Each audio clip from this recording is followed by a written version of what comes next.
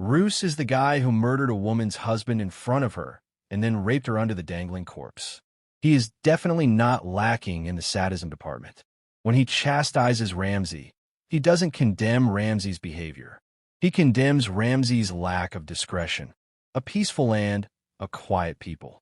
For all we know, Roose could have his very own torture basement in the Dreadfort where he does stuff that makes Ramsay look as gentle as a newborn kitten. He could have been doing things to people that even Ramsay couldn't think up for decades, and nobody has any idea. That's what makes Roose terrifying. We don't know. Hello, everyone. If you're new here, please don't forget to subscribe and click the notifications bell so you don't miss any new updates on your favorite TV series.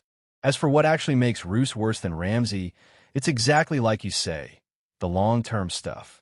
Ramsay is a mad dog that's eventually going to be put down and maybe remembered in some ghoulish clickbait history article in 1,000 years. Roose, on the other hand, had a starring role in a ghastly betrayal that plunged two entire regions of Westeros into chaos.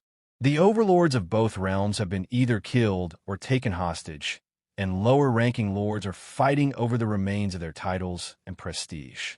Thousands of small folk in the North and Riverlands are starving to death, and women and children are being raped and murdered by the hundreds by enemy soldiers. Armies on both sides are like petri dishes, getting sick and then spreading it to each other and then spreading it to civilians. They're shitting themselves inside out from poor nutrition and polluted water and further polluting the water for everyone else.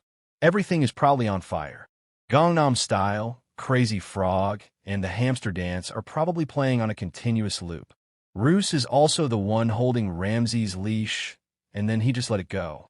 He let it go, and the small folk, which I have already explained are having a spectacularly rough time since the Red Wedding, are the ones who have to suffer for it.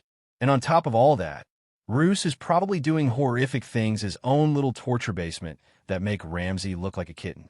Ramsay is over the top, no doubt. But knowing what I know about both of them, I would worry about Roose more. At least in the books, Ramsay is somewhat deferential to Roose. Roose is pretty clear that he uses Ramsay for his own purposes, somewhat similar to how Tywin uses the mountain. You can see Ramsay coming a mile away. Roose is more dangerous because he's more intelligent and cunning. He knows how to hide his malice, or worse, make it seem reasonable. He was betraying Robb almost from the start, but Robb never knew until the very end. Roose has the same sort of tendencies as Ramsay does. He just knows how to keep them under wraps. I doubt that Ramsay's mother was the first woman he raped. In the books, he threatens to cut Arya's tongue out with the same tone he might use to order dinner. He's usually one step ahead of his enemies and is wise enough to know he has enemies, unlike his son who thinks that everyone will be intimidated by his violence. Ramsay is the obvious brute.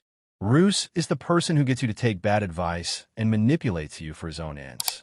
Roose is not outraged by any of his son's amusements, which is disgusting in its own right.